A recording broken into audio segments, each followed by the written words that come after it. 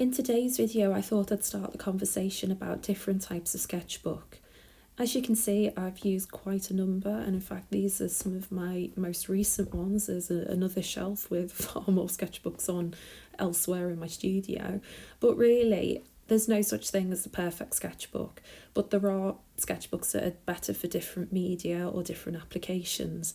I've picked out some to talk about the differences between them, but I'd really love to hear if you have a preferred sketchbook for a specific type of art and why. Drop it down in the comments below. It just occurred to me how much I rely on a sketchbook for my creative process, and I have used a lot of them over the years.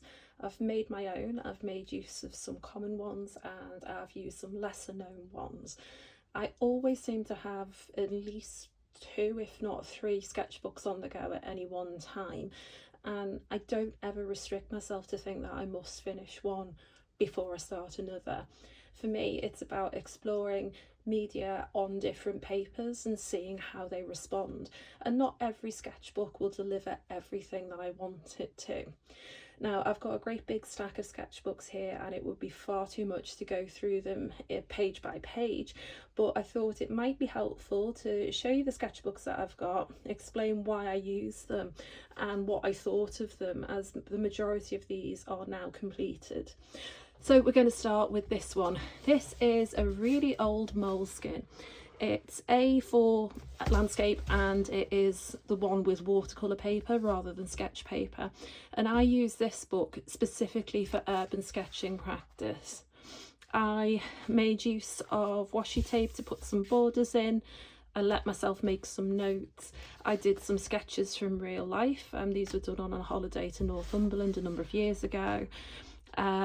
And I just generally played around with line and wash. So for me, I used my Fude fountain pen with platinum carbon ink, and probably I'm going to say my Daniel Smith watercolours exclusively at that time.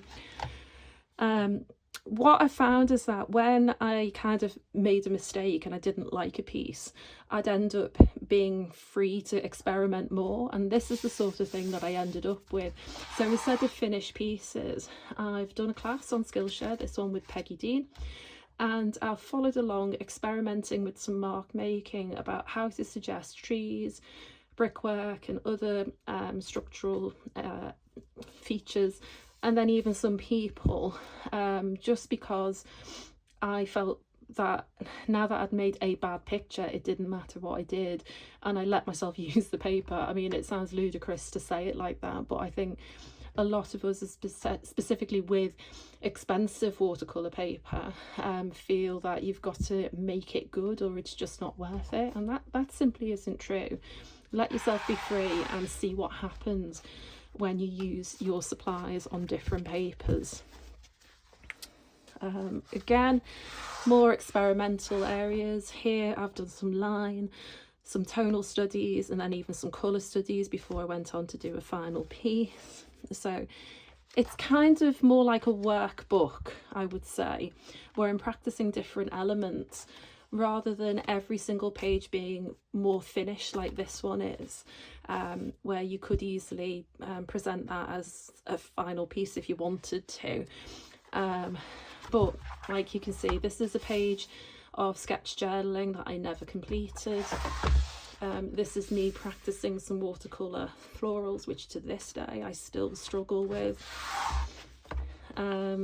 Again, in fact, I think this may be the very first sketch journal page I ever did. So gosh, it was a long time before the pandemic. In my mind I started it in the pandemic, but clearly not. I started it at least 2 years before. And then there's me one day. I remember this day actually. I was sat at home and didn't know what to draw. I had my feet up and I thought, what the hell, I'll just draw my feet. And then before you knew it, I'd included all the Christmas decorations, the puff, our TV console and our window. And it was just fun. It was something to play around with and low pressure. I think it's always really worthwhile swatching colours that you commonly use on new paper. Now, I actually remember that I screwed up the swatches here and I mislabeled them. and I didn't have a piece of paper spare from this sketchbook, so I ended up using just a random piece of watercolour paper, so it's not a true representation. But these swatches are, and I think it's really helpful because in particular with watercolour, they react very differently on different paper.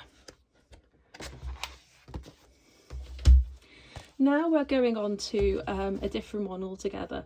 This is a sketchbook that I really love, and I call this my portrait practice sketchbook. This one is a soft cover. It's by Stillman and Byrne. I think they're a branch of the Clairefontaine company, or vice versa. I'm not entirely sure how they sit together, but I know that they are part and parcel of a singular company. This is the beta series, so it's got, I think, 270 GSM paper in that is suitable for mixed media, and it certainly does cope with watercolour. But as with any sketchbook, you can rarely get away with heavy repeated wash after wash without some loss of integrity of the paper. It's incredibly smooth, so it's perfect for drawing and dry media, or for those that don't like texture on their watercolours, I would say. Here's me doing the 100 Heads sketchbook challenge by, oh gosh, Ahmed, oh, what's his name? I can't remember the guy, but I'll put it on screen.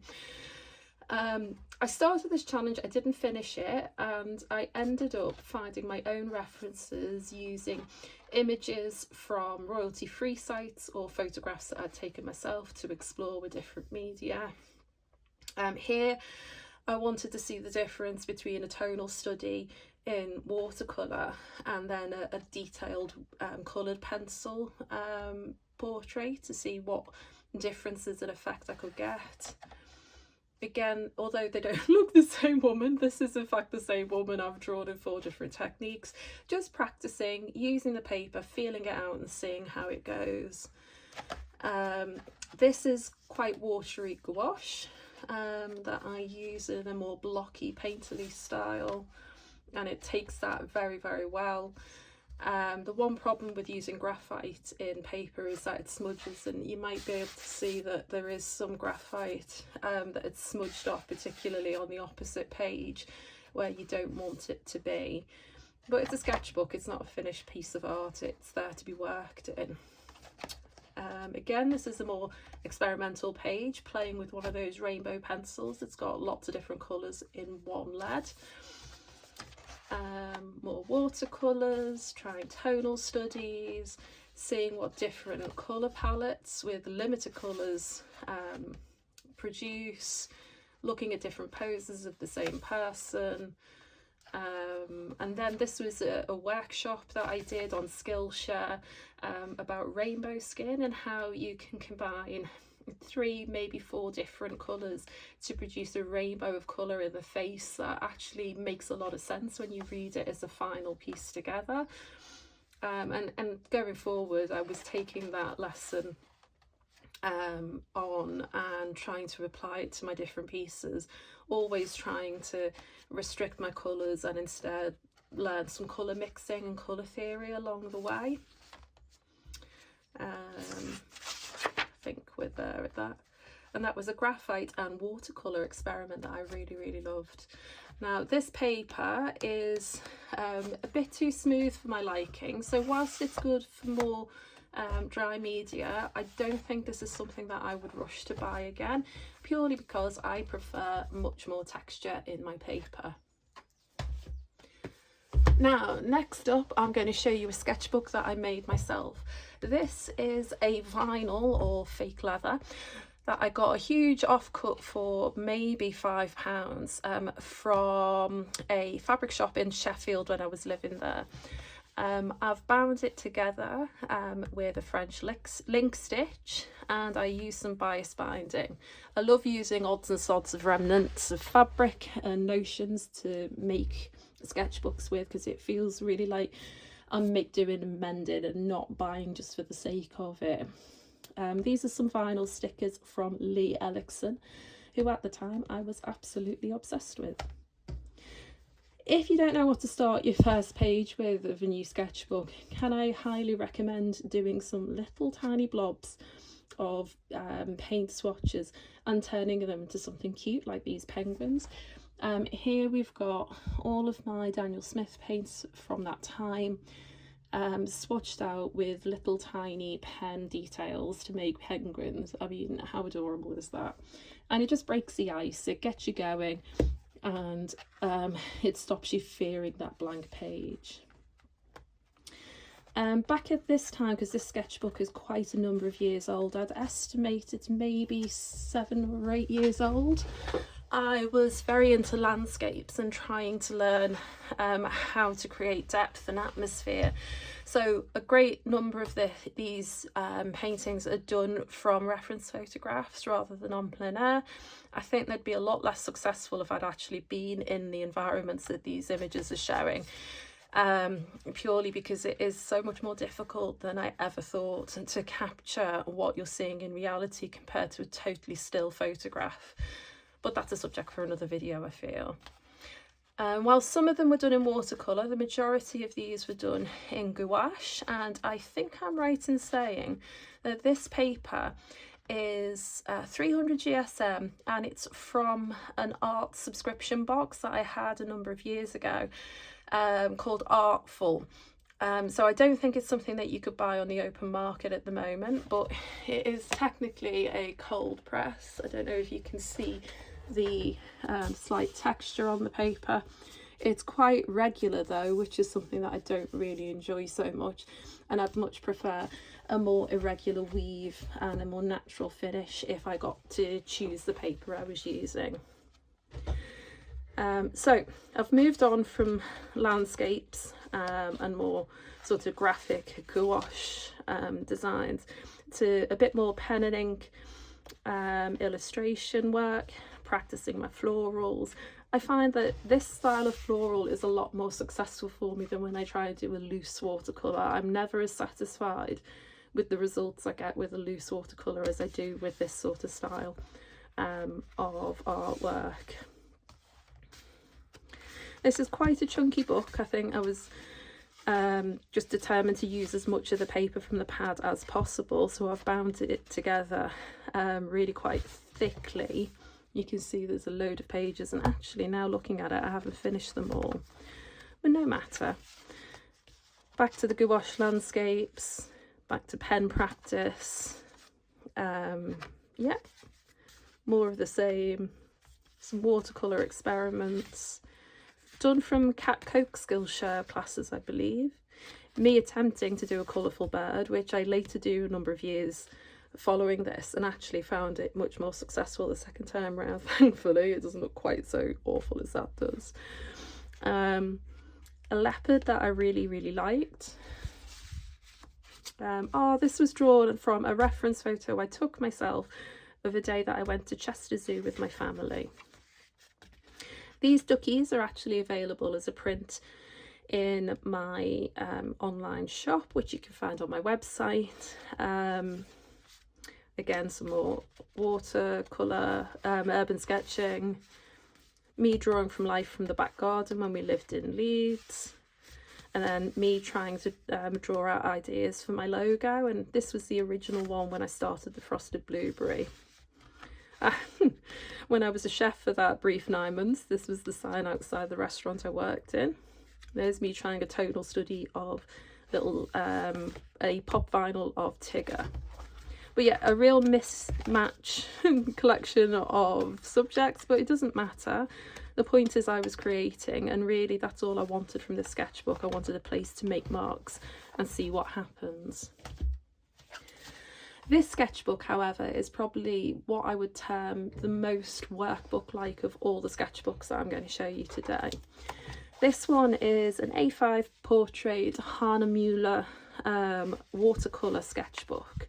These stickers are from Mini Small Shop, and inside what we've got is a whole sketchbook devoted to nothing more than gouache landscapes taken from reference photos.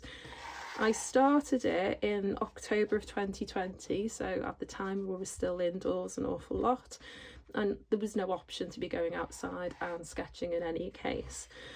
So off I went. I began using Himi gouache, which is a really quite low quality student grade gouache, and then experimented with other brands as the time went on. And the thing that I liked about this sketchbook is, whilst I worked it consecutively, the progress I made really isn't linear. I feel like some pieces were far more successful than others, but the fact that, for example, this could have been blended far nicer and actually looks really quite naive and childish compared to this, in my opinion anyway. Image of a shimmering pond where stones just been thrown into its sunset. It didn't stop me creating. I kept going. I found another reference. I did a different scene. I played with colour. I tried to play with perspective. I learned how to do reflections. I tried different techniques for painting weather, and it was just joyful to do. I adored this. I was totally absorbed in the making when I did this sketchbook. It really is one that just feels like home to me. I can see me sat at my old desk in the room I used to share with my husband, and just being really, really happy painting away, learning lessons or not, as the case may be. So yeah, lots and lots of gouache landscapes. This paper is again cold press, but on the smoother side of cold press, I would say. It's got a fairly regular weave, but it's not as bad as the one that I made with the artful paper in. And it takes wet media really well. There is some wobbliness of the pages, but it doesn't matter in the slightest to me. It's flat enough when the book is closed. Yeah, so like I said, the progress wasn't always linear. I mean, what the hell was I doing with that sun? It looks like I've dropped Tipp-Ex on the page, but never mind. I learnt a lesson and I moved on, and I created pieces that I was more happy with. And that's the point. Experiment. If you don't make any mistakes, you'll never know how far to push your work and when to stop. So carry on making the mistakes, using the good paper, and just enjoying yourself. That's the whole point of this. It's therapy in the form of stroking paint onto paper. Right, that's enough of that one. Now onto a different type of sketchbook. This little diddy one is an A6 Etcher accordion. I think I'm correct in saying that this is 100% cotton paper, and it is hot press, so it's intended to be entirely smooth. This little accordion I used whilst I followed along with a book by an artist whom I actually absolutely adore, called Minnie Small. And it's all about keeping a daily sketchbook practice. This I never really shared on my social media, other than the odd glimpse of things here and there, because it felt like such a private moment. Me and Minnie kind of working together, obviously not in a physical sense, but in a metaphorical sense. I felt like I was working with Minnie at my side, exploring different techniques, trying different subject matters, playing with line and form and pattern, and doing things that I would have not necessarily chosen to have done if I'd been left to my own devices.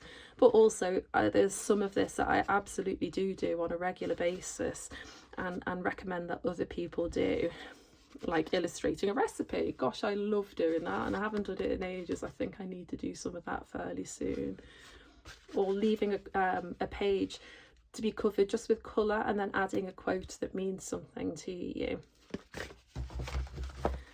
And of course there's two sides to this sketchbook, so I think this one I didn't work in chronological order. I just skipped about from page to page, opening it up completely at random and going, right, here we go today.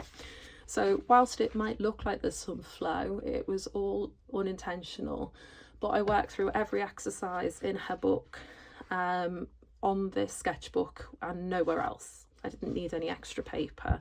I managed to make it all fit in. So this is me playing with a biro, a Bic biro, or a ballpoint pen. something that all of us must have knocking around somewhere at home, and actually you can create fantastic art with it, and it's something that Minnie loves to do in particular. And it was really good to see the different values I could produce just with one pen in this, what she calls a sketch dump, where you take a load of associated or perhaps not associated images and layer them onto one page, just working with the spaces that the layering produces.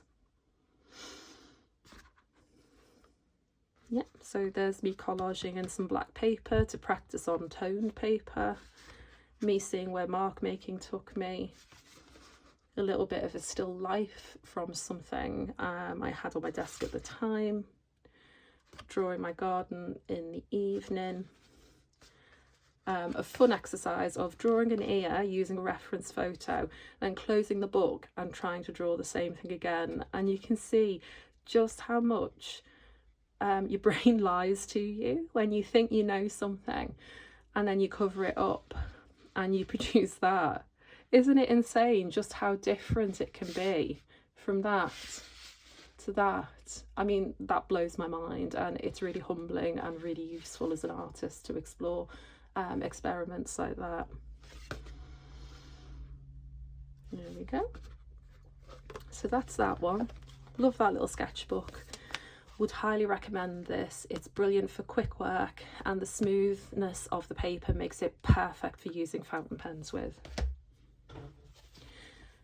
Next up is another one that I made.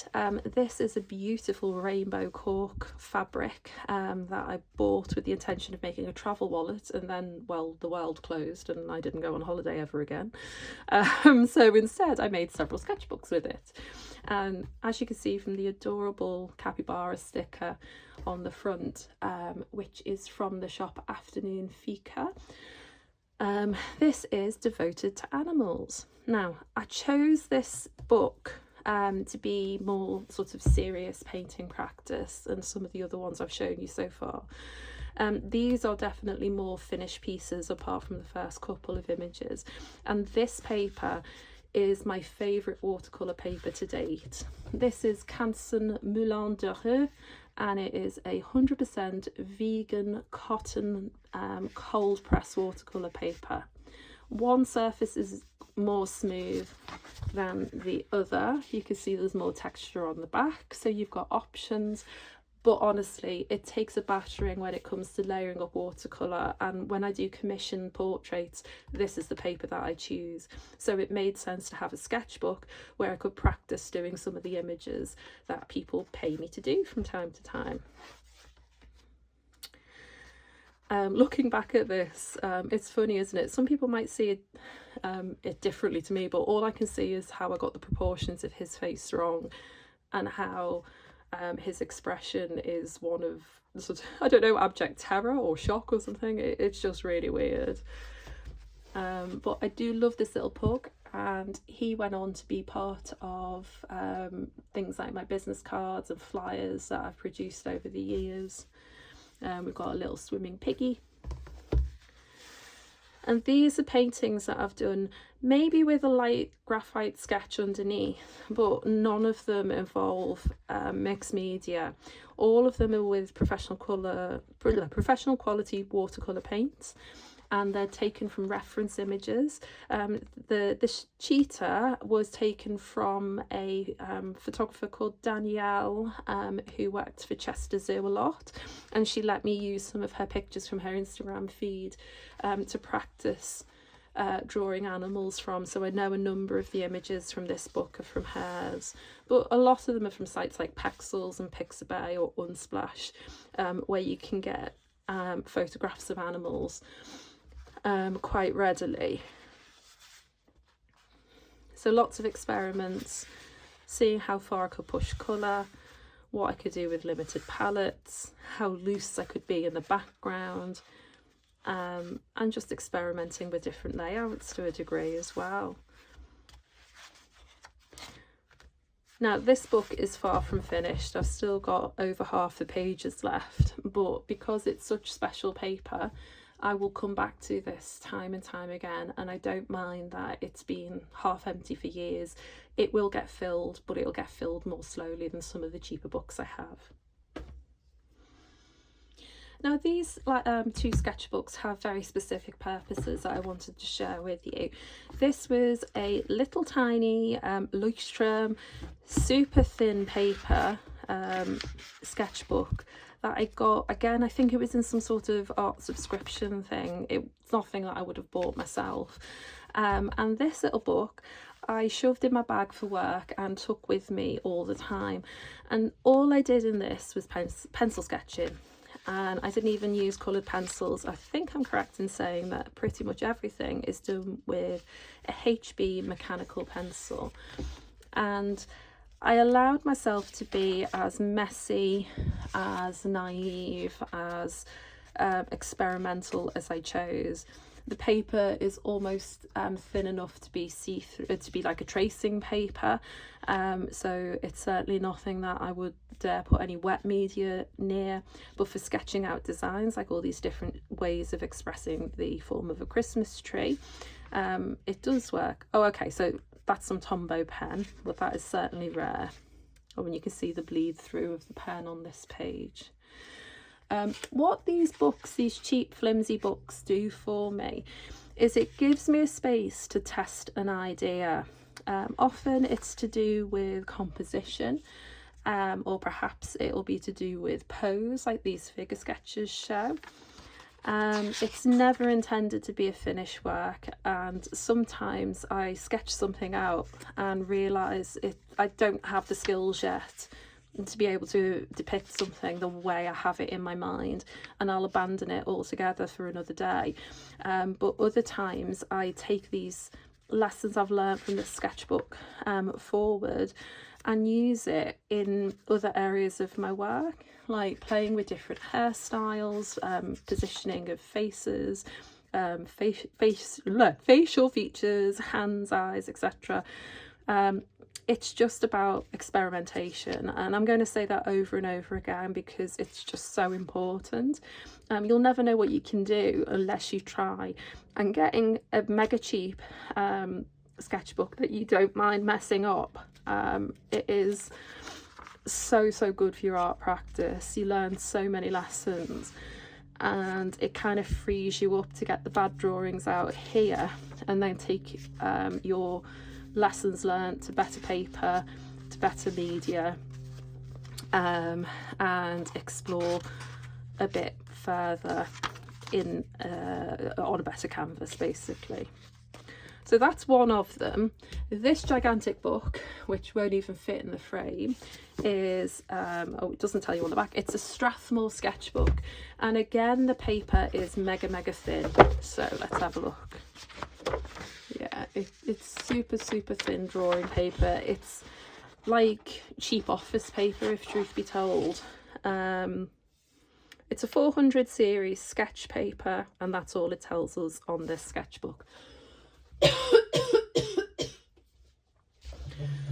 So this one is far from finished because it's enormous, and yes, I did order it by accident without realising when I looked at the dimensions on Amazon just how enormous it was going to be. And this one is more of the same that you saw in that tiny little Leuchtturm. It's me practicing. Here I took some photographs of my hand in different lighting and practiced sketching it, drawing hands being one of the things that I love to do as a mindless exercise where I just need to be in the flow of creating. I will draw a hand.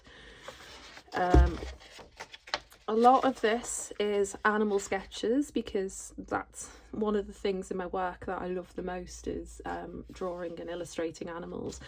So it makes sense that I spend some time developing my skills and practicing it in a low risk sort of way. And this paper is again so thin that I'm never going to do a finished piece of work on it. So why not use it to play with your pencil and just see what happens? Some of the forms are certainly monstrous, and I think you're going to see a red panda, which is quite frankly terrifying, fairly soon. And some flowers that are just so ugly, it's untrue. But it's all about lessons learned, you know. Like, this is a super dodgy, rough outline I did for a commission of a couple. I later went on to do in watercolour. I did a few sketches like this where I was playing with the sizes of their faces, their positioning, seeing what details I wanted to keep and omit. And it was really helpful and actually really crucial that I did that before I went to my Canson paper, that I do hold quite dear because it is really expensive and it feels really special to use. And without getting all the bad stuff out onto this kind of paper, I would have risked being really quite stilted and holding back when I did the final piece. Again, more dodgy proportions that I've improved on with that sketch, and fortunately improved on again in the final commission. Lots and lots of rough pencil lines, not rubbing anything out. I don't think I used a rubber or razor in any of these sketches whatsoever, and I would recommend that you keep a sketchbook that you don't use rubbers or cover up any of your work, and that you just keep it for future reference so that you can see how far you've come. Now finally, all I wanted to talk about was my current and most recent sketchbooks. Now I think you may have seen this sketchbook. There's a whole YouTube video that I'll link up the top with me touring through this. I won't do that again, but needless to say, this is a moleskin sketchbook rather than a watercolour sketchbook. So the paper is quite thin. I think it's 160 or 180 GSM. I practiced mixed media illustration. It took wet media reasonably well, but obviously it's not designed for the wettest of paint, so it's not perfect, but it was cheap enough because I got it on an Amazon warehouse deal that I didn't mind being experimental and just seeing what happens when I slap things together. So that's my most recently completed sketchbook. These are the two that I've currently got on the go right now. There are others that have got maybe 1 or 2 drawings in, but there's definitely more to show. This is an Oro Blanco by Pith. If you follow me on Instagram, you'll see it in my reels an awful lot at the moment because it's my primary sketchbook for daily drawing practices. These are some of the stickers that I sell in my shop. They're seconds because there's some splotches or scratches on them, but I just chose to stick them on my sketchbook for decoration. And this book it's pretty good. I like the creaminess. The smoothness is quite good for illustration and mixed media, I have to admit. I love the size. It's bigger than A4 and I love working big. I think it's always worth trying to push outside your comfort zone and use bigger paper than you think you'd be comfortable with, and you may well be surprised with the results. But as you can see, it does get quite wobbly once wet. It really doesn't cope with watercolour whatsoever. It feels like it sucks the paint out of your brush as soon as it touches the paper, and it's really quite difficult to move the pigment around the page. But I am stubborn if I am anything, and I am absolutely determined to see this sketchbook through and finish it. God, that makes me cringe, that's awful. Purely because that's just the way I'm wired. I don't like waste, and I will finish it even if I'm not entirely loving it. Yeah. And the final sketchbook I've got to show is this one that I've decorated with some silly puffy stickers of adorable little penguins I got from work, from Hobbycraft. This is a Royal Talons Art Creations. It's an A4 sketchbook. There's only 2 pages of work in it, and they're both related to Katie Moody's Patreon, which I've recently joined and I'm absolutely loving. These are sketches from photographs she took when on her honeymoon in Japan and shared with us on Patreon to experiment and play with. So far so good. This is mostly gouache, but there's some acrylic paint marker. There's certainly oil pastel. I've got plenty of coloured pencil in different places. There's Ecoline markers. There's the whole gamut, and it's taken it really well. This is even a neo colour that I've added some water to, and it's coped quite well. I've not tried splashing a lot of watercolour about, but I'll have a go and see what happens. I suspect it will ripple, but I think it may accept the pigment a little bit better than my pith does. And as you may have noticed, I like keeping spare pieces of paper behind the last done spread, so that when I'm working on this page, there's no transfer from that side to that side, and I just keep moving this through the sketchbook as I complete the work. Try not to be overwhelmed by the sheer volume of art supplies that are available to choose from out there today. Honestly, just get yourself started with the next thing that you can afford and see what happens. When you're able to upgrade or try different supplies, it's much more important to experiment with them for yourself than it is to watch any number of review videos. Finally, I want to let you know that I've managed to get my shop up and running after a year and a half of trying to figure out web developing and coding. I've done it all myself, so please be gentle, but I'd love to see what you think of it. I have original art, prints, cards, and so much more, including handmade sketchbooks if you're interested. Let me know what you think, and I will see you again soon.